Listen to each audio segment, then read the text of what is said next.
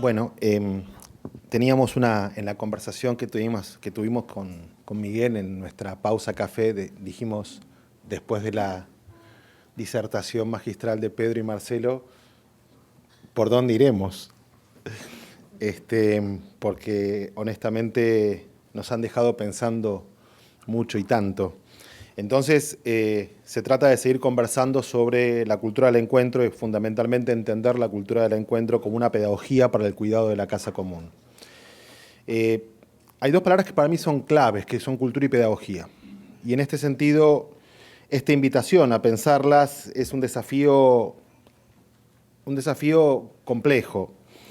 En primer lugar, porque si estamos hablando de esto es porque tenemos miedo, porque estamos desorientados, porque vemos que nuestras instituciones dejan de tener la eficacia que considerábamos que tenían y aún más nos sentimos interpelados individualmente a entender la forma en que los mensajes, que la comunicación sucede entre personas conocidas, entre personas desconocidas y, como dice un compañero que está acá, intergeneracionalmente. Es una sociedad que estamos viviendo que está fragmentada y fracturada y como tal, si la cultura, al decir de Clifford Geertz, es una construcción colectiva que surge a partir de enunciados socialmente compartidos e históricamente situados, si los actores que comparten esa red de significados no comprenden los significantes, el diálogo es inviable y por lo tanto la cultura no sucede, la cultura no es una cosa. En relación a la pedagogía, nos surge una cuestión polisémica. Nadie duda en su experiencia infantil qué hacía el maestro y qué hacía el alumno, o qué hacíamos nosotros cuando éramos alumnos en cuanto al principio de autoridad que regía ese saber del maestro. Y sin embargo, hoy, en términos de eficacia, en nuestras instituciones, las educativas, pero también las sociales, sucede que hay una especie de mezcla, hay una especie de desfondamiento, hay una especie de conflicto implícito en la legitimidad de los saberes aprendidos y comprendidos. ¿Por qué? Porque básicamente tenemos que comprender que el momento actual, el momento en el que vivimos, es un momento de aquello que el Papa Francisco en su exhortación apostólica Evangelii Gaudium llama la rapidación. Otros autores lo llaman el aceleracionismo. La cantidad de datos que estamos utilizando actualmente para tratar de construir una escena nos deja perplejos, inermes e imposibilitados de producir un pensamiento crítico de la realidad, porque producir un pensamiento crítico de la realidad en la que vivimos implica un pensamiento situado en el espacio y el tiempo, y sin embargo el tiempo se desvanece y el espacio pierde identidad. En este sentido, el carácter antropológico de la construcción de la cultura del otro es quizás su condición sine qua non. Esencialmente, expresa un desafío central porque sitúa una condición básica de nuestra existencia humana y expone nuestra fragilidad en tanto los límites que la realidad actual nos propone y nuestra capacidad o eficacia para superarlos. Lo antropológico es el reconocimiento del otro, es una práctica de simetrías y diferencias. Hay una figura que utiliza Francisco, que es la figura del poliedro, y esa es una figura que me parece indispensable en la construcción de un concepto y de una herramienta para entender cuál es la relación entre la cultura del encuentro y el cuidado de la casa común. El poliedro es una figura en tensión, y como tal, entender que esa construcción poliédrica está en tensión la sitúa en un contexto dinámico que requiere una hermenéutica específica. Tengo dos imágenes para entender esta situación que quería compartir con ustedes. La primera sucedió en mi país en el año 2001, cuando al grito de que se vayan todos y no quede ni uno solo, la comunidad, desde distintas voces de una sociedad afectada económicamente por los efectos del neoliberalismo, interpeló a la política, a los políticos y al Estado, planteando una profunda crisis anómica que derivó en distintas situaciones donde, por supuesto, el sistema fue más rápido en reabastecerse, en metabolizar el cambio. Sin embargo, en ese momento el cardenal Bergoglio hizo un llamado a custodiar el bien supremo, que era la vida, y invitó, junto a otros líderes religiosos, políticos y sociales, que en todo caso estaban ante la disyuntiva de entender que la historia tal como la había atravesado la Argentina, una historia donde había un Estado con una movilidad social ascendente,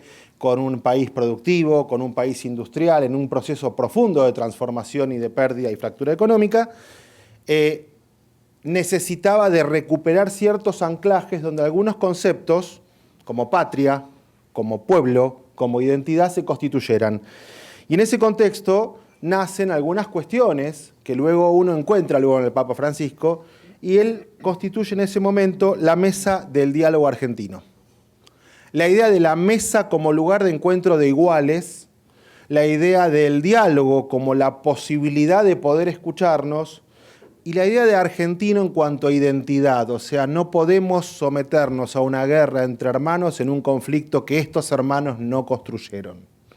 Estamos hablando de una situación anómica que obviamente en el caso argentino no es objeto de esta conversación extenderme.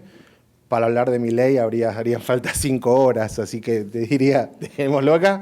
En ese momento, ese sistema que se restituye, en realidad sobrevoló lo que hoy llamamos la crisis de los sistemas políticos y estas democracias debilitadas en tantos sistemas de representación. Por otro lado, tengo una segunda imagen que quiero compartir con ustedes y que seguramente la recuerdan y que también habla de un momento de anomia, pero de anomia global. El 27 de marzo del 2020, cuando la pandemia nos interpelaba directamente, cuando los sistemas económicos, políticos, de salud, de educación se habían desmoronado en cuestión de minutos y cuando de repente el único lugar público que podíamos encontrar era ese aprendizaje tecnológico de esa herramienta informática llamada Zoom, Meet o como quieran llamarla, porque estábamos encerrados, el Papa Francisco salió a caminar en la Plaza San Pedro, en una tarde distópica por ese color gris de una Roma desierta, llegó al atrio. Marcelo Figueroa dice, esta es la foto del siglo, porque el Papa se dirige a una humanidad que no está ahí. Imagínense para el Papa, que le hablan todos los miércoles a un montón de gente, que de repente levanta la cabeza y no ve a nadie. Y entonces planteó en ese encuentro, que se llama Statio Orbis, que dio lugar a una cantidad de publicaciones, en particular también impulsadas por nuestra organización, entre ellas una que se llama ¿Por qué tenéis miedo es que no tenéis fe? Pero de ese encuentro, que seguramente lo tienen en la memoria, ¿más o menos se acuerdan? Hay dos frases. La primera es que nadie se salva solo. Y la segunda es que todos somos necesarios. Entonces, una primera conclusión, la cultura del encuentro es algo que practicamos frecuentemente y con un alto grado de conciencia epidérmica. Y ante la alerta de la deconstrucción de la cultura del encuentro, nos encontramos ante una situación novedosa, que es que tenemos que volver a pensarla. Porque evidentemente la forma en que se constituía la cultura del encuentro y la forma en que se destituyeron los significantes que nos permitían reconocernos en el otro, nos llevan fundamentalmente a pensar que el impacto personal e institucional que esto implica es destitutivo de las instituciones en la medida en que aparecen otros sistemas de referencias que generan cohesión social. Por ejemplo, el consumo. Y en el consumo, o en la práctica del consumo, hay un principio de desigualdad. Nosotros trabajamos mucho temas de agua, trabajamos en temas del agua, exactamente, en temas que tienen que ver con lo social, con la innovación, con lo tecnológico, con lo jurídico, con la ingeniería, pero si tuviéramos que explicar por qué nos interesó la problemática del agua, y uso plural porque me acompaña esta joven que ven ahí, que se llama Magdalena Testado, que es la secretaria de Planificación y Coordinación Institucional, primera vez que digo el nombre de su cargo correctamente.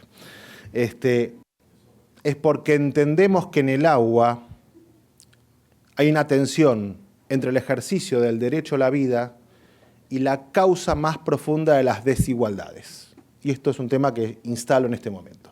No podemos hablar de cultura del encuentro sin hablar de cómo tramitamos las desigualdades como personas, como instituciones, y que las desigualdades no son solamente desigualdades económicas, porque en la medida en que la cultura del encuentro no sucede en términos de diálogo de diferentes, las instituciones se ven interpeladas y las personas cuestionadas en sus saberes previos. Diría, es tanta la cantidad de información que recibimos y no procesamos que en realidad nuestra tarea en el tiempo es luchar para tener menos información y más conocimiento frente a esta propuesta de tener mucha información y ningún conocimiento. Esto me lleva naturalmente a una palabra que trascendió en el discurso de Marcelo y en el de Pedro, que es la cuestión de lo político. Y la cuestión de lo político implica algo que recién lo hablábamos con Rómulo. ¿Dónde está Rómulo? Con Rómulo. Rómulo y yo caímos en el mismo lugar. Hay que recuperar la política. Momento. ¿Qué es recuperar la política? Bueno, en nuestra idea, tal vez congeneracional, recuperar la política. ¿Se escucha bien? Perdón. Recuperar la política sería ir al estatus previo, al estatus moderno, donde la política era, en todo caso, la construcción. Bueno, la política es el arte de hacer posible lo necesario, siempre y cuando lo necesario sea lo correcto. Después hay que discutir qué es necesario y qué es correcto. Pero quiero decir que no hay política sin Estado, no hay política sin sistemas de representación, y creo que nos queda chico ese concepto de recuperar, porque la novedad que introduce la cultura del encuentro es la participación. La participación no es la acción delegativa de la representación de la política en el ejercicio de los poderes del Estado, sino la capacidad de asumir el protagonismo en el contexto institucional y situacional en el cual nos ponemos de pie para mirar al mundo y tomar decisiones. Por ejemplo, las que diariamente toma este hermano que es Miguel Ángel Cadenas, por quien tengo un profundo respeto y admiración. Entonces, recuperar la vigencia de lo político, repensar lo político, es repensar el horizonte de síntesis y unidad en y de la comunidad, que siempre es un horizonte armónico. Este concepto refiere al poder convivir sin destruir. La riqueza de una armonía es mucho más humana que la rigidez de la uniformidad a la que nos lleva la esfera de la globalización. Nuevamente, la globalización es algo que entendimos que era el modo de construir la cultura actual a partir de los flujos de tendencia de información que impactan en los soportes económicos, políticos, pero también culturales, experienciales y personales. Cuando nuestros niños se comunican, no sé, todos tenemos hijos, a los que tenemos hijos, una de las cosas que más nos preocupan, que antes de hablar entre sí, hablan por un teléfono con otros a través de otras cosas. Y tienen un lenguaje que nos parece incomprensible, recién lo hablábamos con Cecilia. Y entonces, y no los entendemos. Y decimos, están equivocados. Lamento decir, no están equivocados. Los equivocados somos nosotros, porque las tecnologías existieron siempre y no podemos ser tecnofóbicos ni tecnofílicos. En todo caso, tenemos que restituir una semiótica de la cultura del encuentro que permita, en todo caso, entender las diferencias entre la práctica de la tecnología y la construcción de esa armonía que nos planteamos como horizonte de convivencia. Cuando hablamos del cuidado de la casa común, a mí me pasa algo personal que seguramente compartirá Pedro Barreto conmigo, porque estuvimos en el Sínodo de la Amazonía, y había en la puerta del sínodo, no es la puerta del sínodo, sí, en la puerta del aula donde se hacía el sínodo, había un grupo de personas cantando, no voy a cantar, que enunciaban como un mantra esta frase: todo está interligado como si fuéramos uno, todo está interconectado en nuestra casa común. Bueno, esa experiencia, que obviamente expresa la territorialidad del futuro. Cuando estamos hablando del cuidado de la casa común, estamos territorializando el futuro, estamos vinculando categorías espaciales y temporales. Entonces, una pedagogía del cuidado de la casa común es una pedagogía que requiere fundamentalmente la capacidad crítica de cuestionarnos primero a nosotros mismos, de desaprender para volver a aprender, y en esto los docentes son los apóstoles de esperanza para gestionar este cambio. Había una pregunta que hacían, no sé si el señor... Y yo decía, que la contestó Pedro desde un lugar muy ontológico. Yo diría, para mí, como educador, esa respuesta hubiera sido: Si no restituimos la política al proyecto institucional, generando autonomía en el currículum, recuperando los saberes de los docentes y su legitimidad como sujeto que comparte conocimiento, esto es quizás un docente más demiurgo y menos proletario, quizás un docente que vuelva a amar la enseñanza porque está transformando la vida de alguien, y por supuesto el compromiso de este alumno que tiene que entender que existe un sistema de valores, tiene que asumirlo y apropiarlo para que ese proyecto sea un proyecto esperanzador, no un proyecto disciplinador. Primera conclusión, la restitución curricular dentro del proyecto institucional en el ejercicio del gobierno escolar en las instituciones educativas es descentrar la disciplina e incluir la esperanza. Creo que eso tiene que ver fundamentalmente con el cuidado de la casa común. Entonces, a mí me gusta, creo que no es que caemos en pensar en Francisco, en la Argentina cuando los artistas cuando quieren darse suerte nombran a Pugliese, que era un tanguero. Y parece que en los últimos años nosotros acudimos a Francisco porque necesitamos esa suerte. Bueno, ojalá nos dé suerte en el sentido de la fortuna, pero me parece que cuando acudimos al pensamiento de Francisco, acudimos a uno de los pocos líderes esperanzadores que identificamos dentro de este mundo global. Recién lo hablábamos con Cecilia. Decime quiénes son los malos y tenemos una lista enorme. Decime quiénes son los buenos. Más difícil, ¿no? Y entonces, ahí hay un segundo desafío.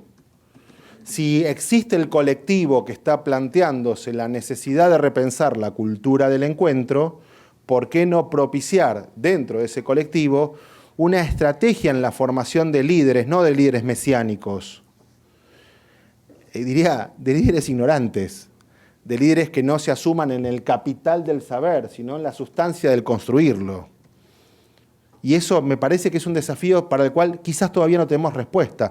Pero en este caso creo que Francisco acude de esta manera a plantearnos esta serie de